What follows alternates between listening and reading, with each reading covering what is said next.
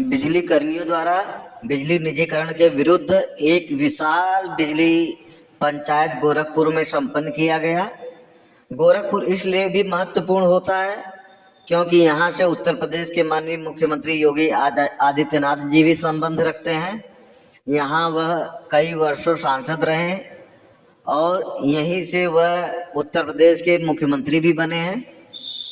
बिजली कर्मियों द्वारा लगातार विरोध प्रदर्शन किया जा रहा है। अब इस वीडियो में आप आगे बिजली कर्मचारियों के नेता जितेंद्र सिंह गुज्जर, शैलेंद्र दुबे और सोहेल आबिद का भी भाषण देखेंगे। बिजली कर्मियों द्वारा यह आंदोलन लगातार अनवरत चला आ रहा है। जिंदाबाद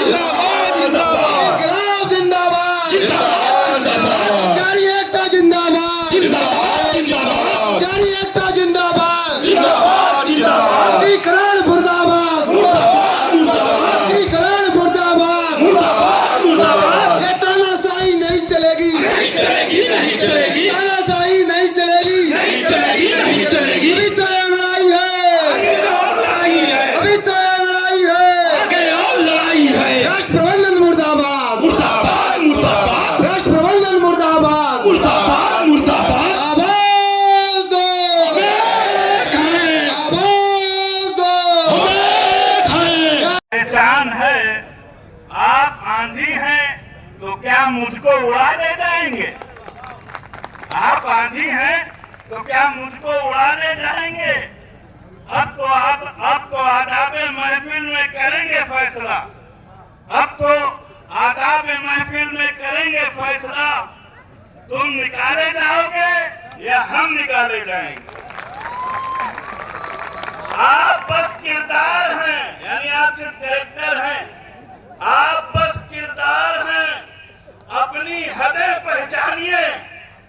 आप बस किरदार हैं, अपनी हदें पहचानिए, वरना फिर एक दिन कहानी से निकाले जाएंगे। इनकलाब जिंदाबाद इनकलाब जिंदाबाद साथियों, आप सारे लोग विद्युत उद्योग के निजीकरण के खिलाफ यहाँ पर उपस्थित हैं। इसका आगाज बाबा विश्वनाथ की धरती से, उनसे आशीर्वाद लेकर ये टीम निकली हुई है। आज ये गोरखपुर की जमीन पर हम सारे लोग आए हैं और ये बिजली की विशाल महापंचायत हो रही है। आप सारे लोग जानते हैं कि विद्युत उद्योग किसी भी स्टेट का, किसी भी प्रदेश का विकास की लाइन है ये, और ये बेईमान लोग इस विकास की लाइन को खत्म करने पर इसलिए मैं बस कुछ चीजें आपको बताऊंगा। ये घाटे की बात कर रहे हैं, 1,10,000 करोड़ घाटा, वो घाटा नहीं है। वो 1,15,000 करोड़ रुपए हमारे बिल के बकाए हैं, वो वसूल लेंगे, हम लोग फायदे में आ जाएंगे। ये कह रहे हैं कि 39% लैंड पूर्वांचल का है, 49% दक्षिणांचल का है। पावर कॉर्पोरेशन एकदम फर्जी आंकड़े दे रहा है, क्योंकि माननीय मुख्यमंत्री जब आए थे 16-17 में, उस समय पूरे प्रदेश का लैंड 41% था। लेकिन आप लोगों के अथक परिश्रम से आज ये लैंड घटकर मात्र 17% बचा, 17%। ये है इसकी सच्चाई। आप फर्जी आंकड़े देके विभाग को बेचना चाह रहे हैं, जैसे टोरेंट बेचा आज तक हम बहुत रहे। और दूसरा क्या कहते हैं कि 66,000, देखिए जब टोरेंट का हुआ था तो 2,200 करोड़ रुपया टोरेंट को वसूल के हमें दिया था। 1 रुपया भी नहीं वसूल के दिया, वो सारा पैसा टोरेंट खा गई। ये 66,000 करोड़ रुपया जो दक्षिणांचल और पूर्वांचल का बकाया है, मैं माननीय मुख्यमंत्री से कहना चाहता हूँ, अनुरोध करना चाहता हूँ कि ये सारा पैसा प्राइवेट कंपनी खा जाएंगी। ये लूट को हमें रोकना है और हमें पता है आप प्रदेश के लोकप्रिय मुख्यमंत्री हैं।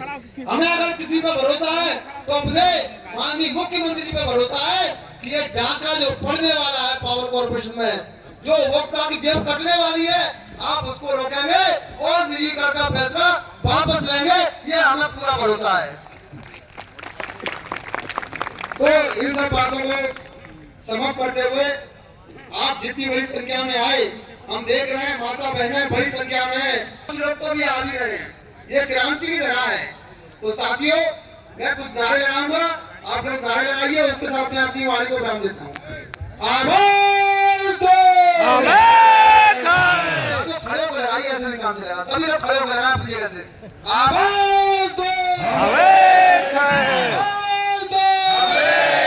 इंकलाब जिंदाबाद। इंकलाब जिंदाबाद। सारी एकता जिंदाबाद। सारी एकता जिंदाबाद। इंकलाब मुर्दाबाद। इंकलाब मुर्दाबाद। ये तानाशाही नहीं चलेगी। तानाशाही नहीं चलेगी। अभी तो लड़ाई है। अभी तो लड़ाई है। एक प्रबंधन मुर्दाबाद। एक प्रबंधन मुर्दाबाद। आवाज दो। आवाज दो। राजा गोरखनाथ बाबा की थोड़ी बात नहीं करूंगा आपके सामने, लेकिन यह बात जरूर रखूंगा और चाहूंगा कि आप उसको थोड़ा समझिए धैर्य से, और वह चर्चा आप भी लोग। आम जनता को क्या चाहिए? बिजली। जब बिजली की बात आती है तो मैं हमेशा कहता हूँ कि बिजली का सबसे बड़ा स्टेक होल्डर बिजली का कंज्यूमर है, और उसके बाद बिजली का मजदूर, बिजली का कर्मचारी। यही कारण है, शायद सब लोगों को इसकी जानकारी ना हो, मैं यह जानकारी आपको देना चाहता हूँ। भारत का संविधान कब बना? आप जैसे कोई बताएगा, कोई भी बता सकता है 1950 में बना, ठीक कह रहा हूँ ना? लेकिन इलेक्ट्रिसिटी सप्लाई एक्ट कब बना? इलेक्ट्रिसिटी सप्लाई एक्ट भारत का संविधान बनने के पहले 1948 में। जिन्होंने संविधान बनाया उन्हीं ने इलेक्ट्रिसिटी सप्लाई एक्ट बनाया, बाबा साहब भीमराव अम्बेडकर। उन्हीं ने संविधान भी बनाया और उन्होंने बिजली का एक्ट भी बनाया। बिजली का एक्ट उन्होंने 2 साल पहले क्यों बनाया संविधान बनाने की? क्योंकि उन्होंने माना कि बिजली कोई सामान्य चीज नहीं। उन्होंने कहा बिजली विकास का मेरुदंड है, विकास का आधार है, और उन्होंने कहा विकास का रॉ मटेरियल। बिना बिजली के विकास की कल्पना नहीं होती। 1948 तक क्या था? कुछ निजी कंपनियां काम करती थी। गोरखपुर में भी एक निजी कंपनी थी, बंद हो गया उसका पावर। ऐसे ही निजी कंपनी वाराणसी में थी, एक लखनऊ में थी, एक कानपुर में थी, एक मेरठ में थी, और चंद लोग जो बहुत अमीर लोग थे उनको उससे बिजली मिलती थी, और बिजली आम जनता की उपलब्ध थी। इलेक्ट्रिसिटी एक्ट 1948 में क्या कहा गया? उसमें कहा गया राज्य बिजली बोर्ड बनाए जाए, और जितनी प्राइवेट कंपनियां हैं उन प्राइवेट कंपनियों को राज्य बिजली बोर्ड टेक ओवर कर लेगा, उनको अपने अधीन कर लेगा।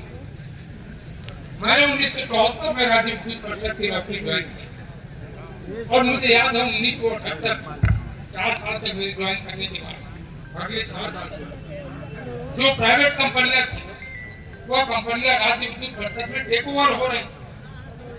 गोरखपुर की कंपनी टेक ओवर हो चुकी थी, कानपुर की कंपनी टेक ओवर हो चुकी थी, लेकिन बरेली की कंपनी मेरे सामने टेक ओवर हुई, प्रतापगढ़ की कंपनी मेरे सामने टेक ओवर हुई, चंदौली की कंपनी मेरे सामने टेक ओवर हुई, ऐसी चंदौली नहीं चंदौली, ऐसी कई कंपनियां जो मेरे सामने टेक ओवर हुई। आज तो धारा उल्टी बह रही, सरकारी क्षेत्र से निजी क्षेत्र में कंपनियां जा रही। इसलिए मैंने इतनी चर्चा आपको सामने प्रस्तावना के रूप में जो किया बाबा साहब भीमराव अम्बेडकर ने इलेक्ट्रिसिटी एक्ट संविधान के 2 साल पहले क्यों बनाया?